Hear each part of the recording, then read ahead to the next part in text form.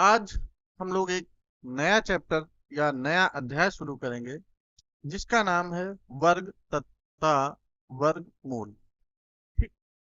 इस अध्याय में वर्ग और वर्गमूल ये जो टॉपिक है ये बहुत इंपॉर्टेंट है, क्योंकि इसका प्रयोग आगे जो हम लोग इसके बाद चैप्टर पढ़ेंगे जाके, यानी वर्ग वर्गमूल, इसके बाद फिर घन घनमूल और घन घनमूल के बाद सर्वसमीका जो आपका चैप्टर आता है, उनमें इसका बहुत ही ज्यादा प्रयोग है। यदि ये आपको नहीं समझ में आया तो आप वहां पे प्रश्नों को आसानी से नहीं कर पाएंगे। ठीक। तो हम लोग यहीं से इसको हल करके अच्छे से सीख के जाएंगे। देखिए, सबसे पहले बात आती है वर्ग क्या है। तो वर्ग क्या है? जब किसी संख्या को उसी संख्या से गुणा करने पर, ठीक, वर्ग प्राप्त होता है। वर्ग और जो वर्गमूल होती है वो वर्ग की प्रतिलोम प्रतिक्रिया है, प्रतिलोम संक्रिया है। तो सबसे पहले बात आई वर्ग की कि वर्ग क्या है। जब किसी संख्या को उसी संख्या से गुणा कर दिया जाए तो जो मान प्राप्त होता है वह उसका वर्ग होता है।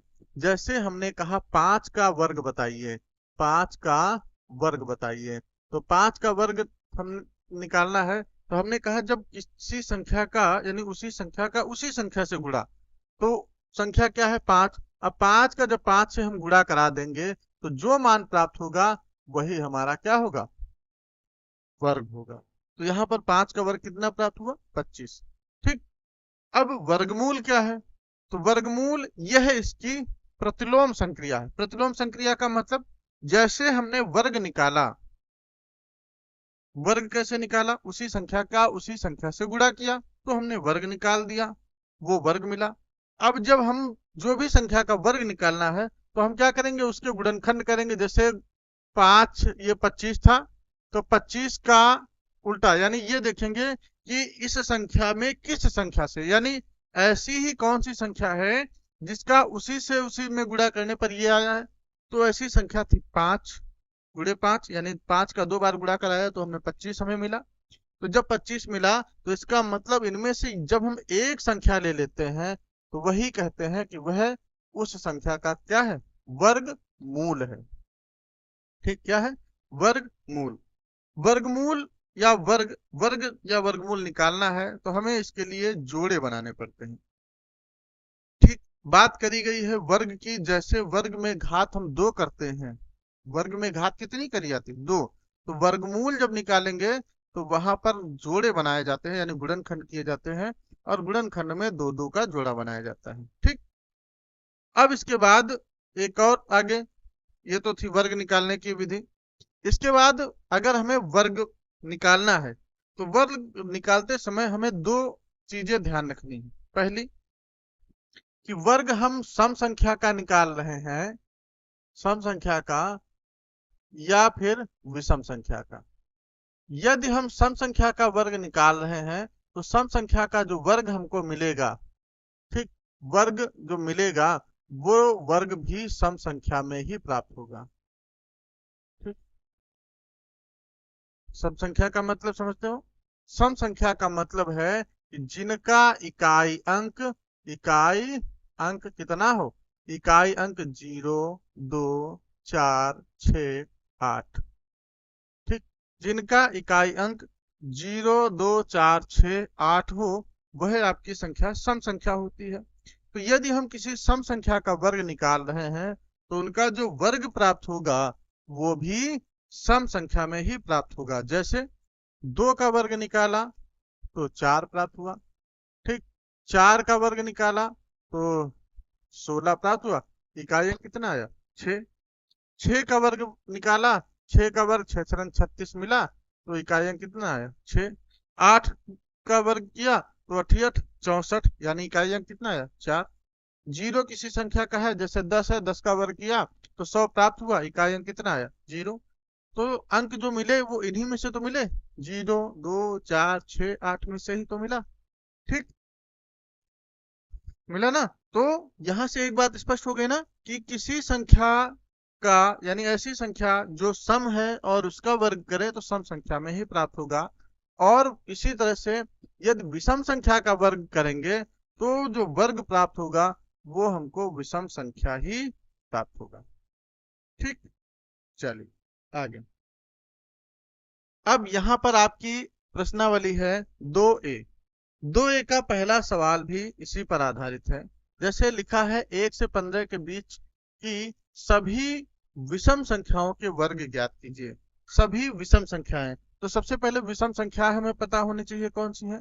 तो विषम संख्या की अगर हम बात करें कि विषम संख्या कौन सी होती है, तो विषम संख्या वो होती हैं जिनका इकाई अंक क्या हो।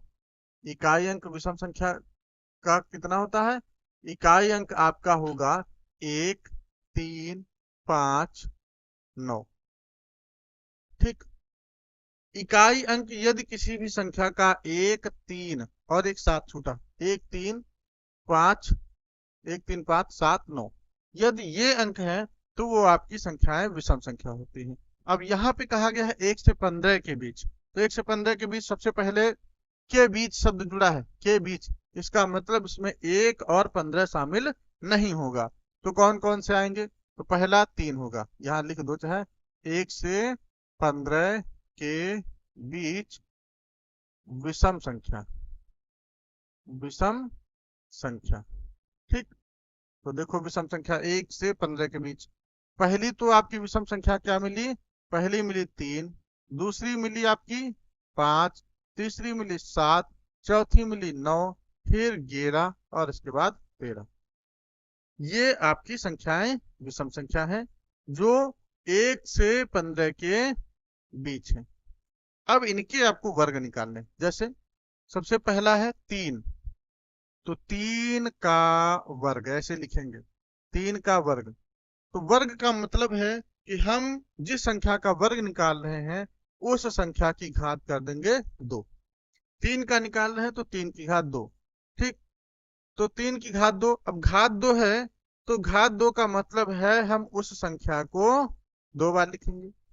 3 की घात 2 का तो 3 को 2 बार लिखेंगे, तो कितना आएगा? 3 का 3 से गुणा तो 3 तक का 9। ठीक, ऐसे ही 5 का वर्ग कहें, 5 का वर्ग, तो 5 का वर्ग का मतलब क्या हुआ? 5 की घात 2, और 5 घात 2 का मतलब 5 गुणे 5, अब 5 का 5 से गुणा कराओ तो कितना? 5 25। अगली संख्या है 7, तो 7 का वर्ग करेंगे, तो 7 का वर्ग करेंगे कितना आएगा? 7 की घात 2, 7 घात 2 मतलब 7 गुणे 7, और 7 सती 49। ठीक, अगली संख्या 9 है, तो 9 का वर्ग मतलब 9 का वर्ग बराबर कितना हो जाएगा? 9 की घात 2 मतलब 9, 9 गुणे 9, और 9 गुणे 9 मतलब 9 9 81। ऐसे ही 11 का वर्ग है, तो 11 का वर्ग का मतलब है 11 की घात 2 मतलब 11 गुणे 11, 11 का 11 से गुणा 121। 13 का निकालेंगे तो 13 का वर्ग बराबर 13 की घात 2 बराबर 13 गुणे 13 बराबर 169।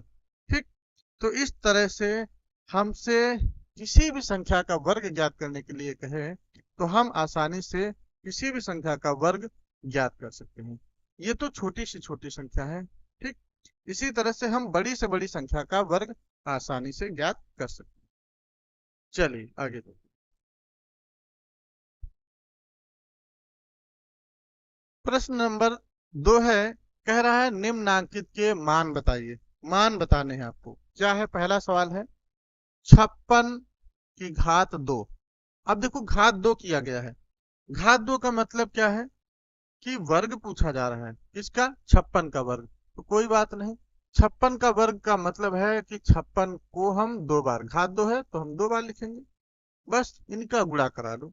तो गुणा, जैसे गुणा आप कोई भी तरीके से करा सकते हैं, तो यहाँ पर हमने 56 गुणे 56 2 बार लिखा, गुणा कराया, 6 छरंग 36 का 6 यहाँ से लाया 3, 6 पंचे 30, 3 33, फिर 5 से 5 छक्का 30 का 0 यहाँ से लाया 3, 5 25 3 28। ठीक, 6 3 8 3 11 का 1 यहाँ से लाया 1, और 2 1 3। ठीक, कितना आया? ये प्राप्त हुआ आपको 31 36। यही आपका 56 का वर्ग है। ठीक, ऐसे ही आप अगली संख्या कौन सी है? 65। 65 की घात 2 मतलब इसको भी क्या लिखेंगे? 65 गुणे 65। अब 65 गुणे 65 2 बार गुणा, अब इसको करा के आप देखिए। ठीक, आई बात समझ। चलिए अगला सवाल है, लिखा है कितना, कह रहा है -5 बटे, यहाँ पे है निम्नांकित परिमेय संख्याओं के वर्ग ज्ञात कीजिए। अभी तक सिर्फ हम पूर्णांकों के वर्ग पढ़ रहे थे। ठीक, पूर्णांकों के वर्ग। अब आ गया आपका परिमेय संख्या का वर्ग। कोई बात नहीं, पहली जैसे यहाँ पे कुछ परिमेय संख्या लिखी है। पहला है क्या, -5/13। दूसरी है परिमेय संख्या 17/8। तीसरी परिमेय संख्या दी गई है -9/7। कोई बात नहीं, आसानी से कर लेंगे। जैसे -5/13 का वर्ग, तो -5/13 का वर्ग मतलब -5/13 लिखा, घात कर देंगे 2। घात 2 का मतलब हम इसको 2 बार लिखेंगे, -5/13 गुणे -5/13। अब दोनों का आपस में गुणा कराओ तो 25 और बटे कितना आ जाएगा, 13 का 13 से 169। ये माइनस माइनस प्लस 25/169, ये आपका -5/13 का वर्ग प्राप्त हुआ। ठीक, ऐसे ही दूसरी संख्या है 17/19 का, नहीं 17/8 का वर्ग। तो कोई बात नहीं, क्या करेंगे, 17/8 घात कितना 2, 2 बार इसको भी लिखेंगे, 17/8 गुणे 17/8 गुणा कराएंगे तो 289/68 ठीक, समझ में आया ना। तो इसी तरह से आपकी जो तीसरी संख्या है कितना, -9/7। तो -9/7 का वर्ग बराबर -9/7 की घात 2। अब -9/7 की घात 2 है तो इसको हम 2 बार लिखेंगे, -9/7 गुणे -9/7 गुणा कराएंगे तो जब -9/7 का गुणा -9/7 से कराएंगे तो कितना आएगा, 9×9=81। ये माइनस माइनस माइनस प्लस 7×7=49। ठीक, एक चीज यहां से और स्पष्ट हुई इन चिन्हों को देखिए, क्या, वर्ग, वर्ग सदैव कैसा होगा, धनात्मक प्राप्त होता है, धनात्मक प्राप्त होता है। बात समझ में आई क्या, कि यदि हम किसी भी संख्या का वर्ग निकालेंगे, चाहे वो ऋण की संख्या हो चाहे धन की संख्या हो, वर्ग निकालने पर वर्ग हमेशा धनात्मक प्राप्त होता है। ठीक उसी तरह से जैसे किसी भी संख्या का निरपेक्ष मान निकालो तो हमेशा धनात्मक मिलता था। ठीक, वहां पर भी जो पर निरपेक्ष मान होता था दो, यानी एक ऋणात्मक और धनात्मक संख्या का मान धनात्मक ही प्राप्त होता था, वैसे ही यहाँ पर वर्ग भी होगा। वो ऋणात्मक संख्या का निकालेंगे अगर वर्ग, वो भी धनात्मक प्राप्त होगा, और धनात्मक संख्या का वर्ग निकालेंगे वो भी आपका धनात्मक ही प्राप्त होगा। ठीक, तो इस तरह से ये आपके प्रश्नावली पूरी तरह से समाप्त हुई। अब आगे जो आपके प्रश्न है वो है गुणनखंड, यानी गुणनखंड विधि से वर्ग मूल ज्ञात कीजिए। ठीक, तो इन प्रश्नों को हम करेंगे अब